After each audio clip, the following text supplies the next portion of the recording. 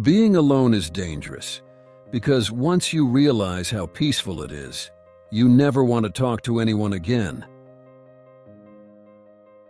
To cultivate a Stoic mindset, it is crucial to understand the concept of solitude and how to embrace it. Being alone is often misunderstood and even feared, yet it has the potential for great personal growth and understanding. In a society that constantly bombards us with the need for constant connection and social media, being alone can seem daunting or undesirable.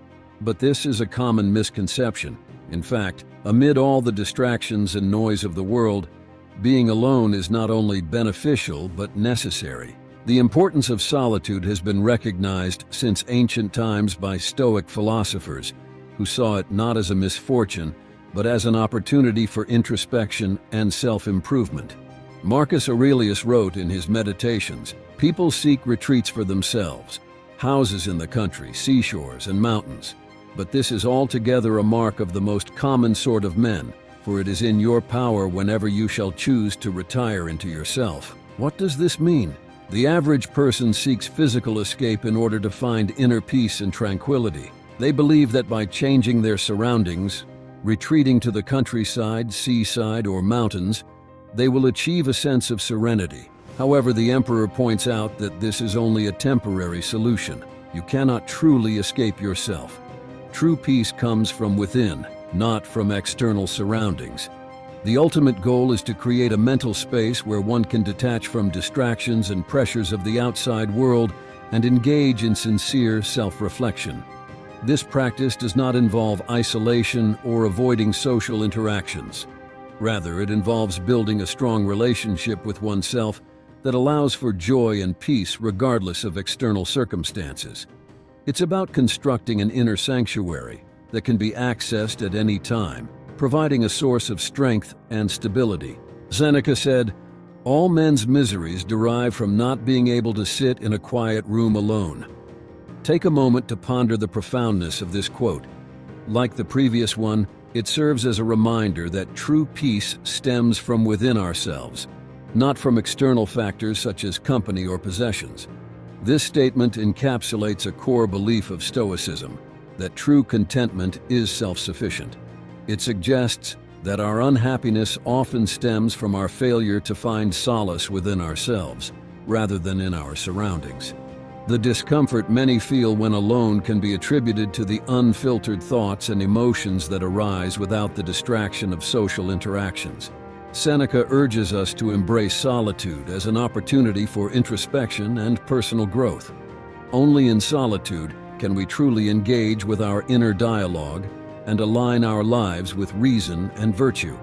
Seneca also stressed the importance of being at ease in one's own company, noting that a well-ordered mind can withstand the presence of oneself. He viewed solitude as a time for self-examination, a practice that could lead to a more fulfilling and peaceful life. Epictetus's discourses delve into the concept of isolation, warning that the fear of being alone leaves one vulnerable to harm from others. But for those who possess true self-sufficiency and can rely on their own reasoning and virtues, solitude transforms into a state of serene freedom. Epictetus urges us to cultivate the ability to depend solely on ourselves, to become our own trusted companions. This requires mastering the art of inner dialogue, finding fulfillment in our own thoughts, and never succumbing to the emptiness of others' absence. These teachings on solitude are not just philosophical musings, but a powerful tool for navigating the chaos of everyday life.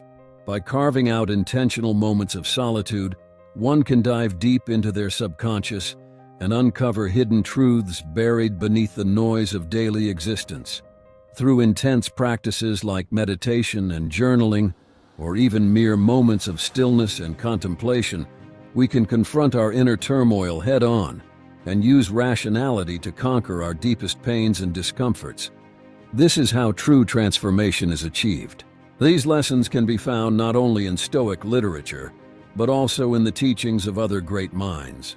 Miyamoto Musashi, for example, believes that being alone does not necessarily mean isolation, but rather the strength that comes from self-reliance and inner peace. His teachings encourage us to forge our own path, remain unaffected by external circumstances, and uphold our honor above all else. Being alone gives us the opportunity to engage in deep work, free from distractions, and create something of value. Just look at J.K. Rowling, who wrote the first Harry Potter book while living in relative solitude, or Nikola Tesla, whose solitary efforts led to groundbreaking inventions that changed the world.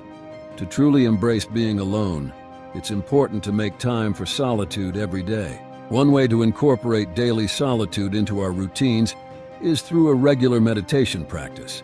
Meditation allows us to quiet the mind and focus on the present moment, free from distractions. This clears the path for deeper self-reflection and introspection. Even just 10 minutes of meditation each day can have significant benefits for our overall well-being. Journaling is another powerful tool for practicing solitude. By writing down our thoughts and feelings, we can gain clarity on our emotions and patterns of thinking. It also allows us to track our progress towards personal growth and identify areas where we may need to make adjustments. In addition to carving out specific times for solitude each day, it's important to allow ourselves moments of stillness throughout the day as well.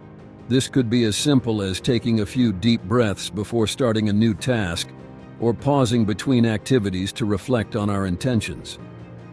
It's also important not to underestimate the power of simply spending time with ourselves without any distractions, such as phones or computers. This might involve going for a walk in nature, reading a book, or enjoying a hobby without any external stimuli. These activities allow us to reconnect with ourselves and recharge after interacting with others. Reflect on your daily actions and consider how they align with your goals and values. If daily solitude seems daunting, start by dedicating one day a week to this practice and make it a habit. Always remember, being by yourself does not equate to feeling lonely. It can be an opportunity to build a stronger connection with your inner self. As the mystics believe, in moments of quiet, we can hear the universe revealing its hidden truths. In times of solitude, we can discover wisdom and clarity that is often drowned out by the chaos of daily life. Take a walk when the world is asleep. In the stillness of night, with only the full moon as your guide, you might just hear the whispers of the universe. Trust me, it speaks to all of us. We simply need to listen closely. In conclusion, there is a power in solitude, an untapped potential that few have the courage to embrace. It is a tool for self-discovery, for cultivating inner peace, and for unleashing boundless creativity. As you navigate through the chaos of life, let the wisdom of the ancients be your compass, and trust that in the stillness of solitude lies your greatest source of strength.